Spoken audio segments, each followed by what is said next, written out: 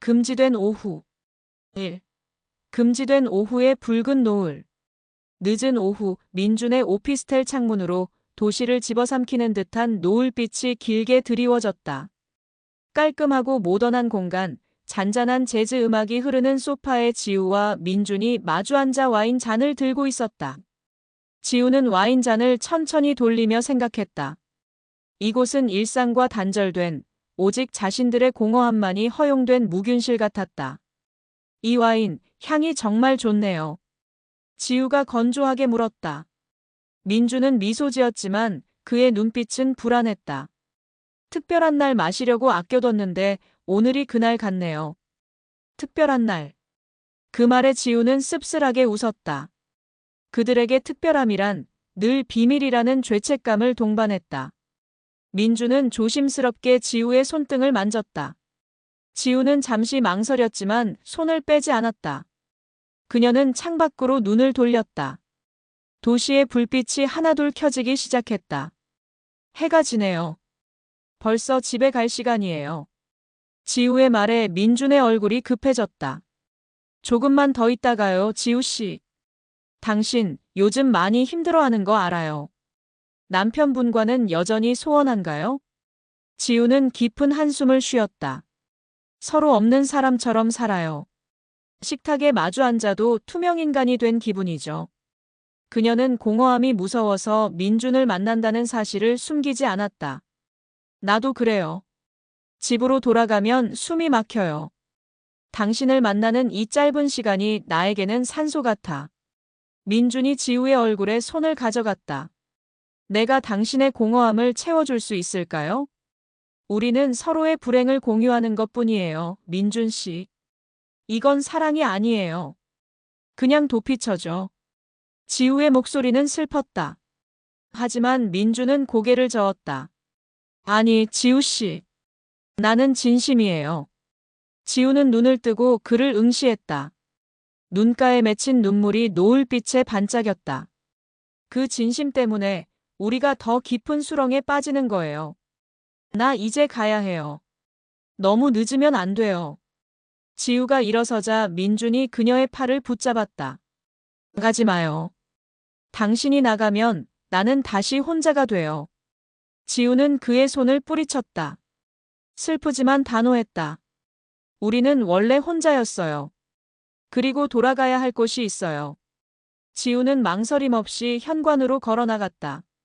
문이 닫히고 민주는 소파에 주저앉아 그녀가 떠난 빈 문만 멍하니 바라보았다. 밖은 이미 어둠이 짙게 깔려 있었다. 귀가 낯선 향과 거짓말. 지우는 급히 집에 도착했다. 밤이 깊어진 주방의 밝은 조명 아래 그녀는 트렌치코트를 벗지도 않고 무심히 식재료를 다듬었다. 민준과 헤어질 때의 복잡한 감정들이 그녀의 내면에서 소용돌이쳤다. 현관문이 열리고 남편 정우가 들어왔다. 피곤한 기색이 역력했다. 왔어? 늦었네. 정우는 묻는 듯 마는 듯 건조하게 말했다. 지우는 뒤돌아보지 않았다. 마트 들렀다 오느라. 정우는 소파에 가방을 던져놓고 주방으로 다가왔다. 지우의 뒤에 섰다. 당신 옷이 좀 오늘따라 너무 갖춰 입은 것 같네. 지우는 숨을 멈췄다. 칼을 쥔 손에 힘이 들어갔다. 요즘 날씨가 추워져서요. 정우는 그녀의 어깨에 손을 올리려다가 멈칫하고 대신 코트깃에 얼굴을 살짝 묻었다. 당신한테서 낯선 향이 나. 지우의 심장이 쿵 내려앉았다. 오늘 백화점 시향 코너를 지나쳤는데 거기 향수 냄새가 좀 진했어요. 그녀는 억지로 미소 지으며 정우에게 씻고 나오라고 권했다. 정우는 지우의 눈을 몇 초간 응시했다. 그의 눈빛은 의심과 피곤함이 뒤섞여 있었다. 그는 더 이상 묻지 않고 욕실로 향했다. 지우는 그제야 안심하며 가슴을 쓸어내렸다. 그때 그녀의 트렌치코트 주머니에서 민준이 준 오피스텔 키가 살짝 튀어나와 반짝였다. 지우는 재빨리 그것을 깊숙이 밀어넣었다. 다시는 가지 않아. 지우는 자신에게 다짐하듯 속삭였다. 하지만 그녀의 눈빛은 흔들리고 있었다. 3. 침실의 반지. 자정 무렵 침실은 어둠에 잠겼다. 정우는 등을 돌린 채 잠들어 있었다. 지우는 침대 옆 스탠드 불빛 아래 불안함에 잠 못 이루고 휴대폰을 만지작거렸다. 민준과의 메시지 창을 띄웠지만 답장을 보낼 수는 없었다. 갤러리에 들어가 행복했던 결혼 초기의 가족 사진들을 넘겨보았다. 과거의 자신들이 현재의 자신을 꼬집는 것만 같았다. 그때 정우가 뒤척였다. 지우는 화들짝 놀라 스탠드 불을 껐다. 아직 안 자? 정우의 나른한 목소리가 들렸다. 응. 잠깐 잠이 안 와서. 다시 조용해지자 지우는 베개 밑을 더듬어 결혼 반지를 꺼냈다. 민준을 만날 때 빼놓았던 반지였다. 그녀는 떨리는 손으로 반지를 다시 약지에 끼우려 했다. 하지만 반지는 손가락 마디에 걸려 쉽게 들어가지 않았다. 반지가 너무 작아진 것인지 아니면 자신의 손이 커져버린 것인지. 지우는 소리 없이 흐느꼈다. 이 고리가 자신과 정우의 관계처럼 다시는 쉽게 맞춰지지 않을 것임을 알았다.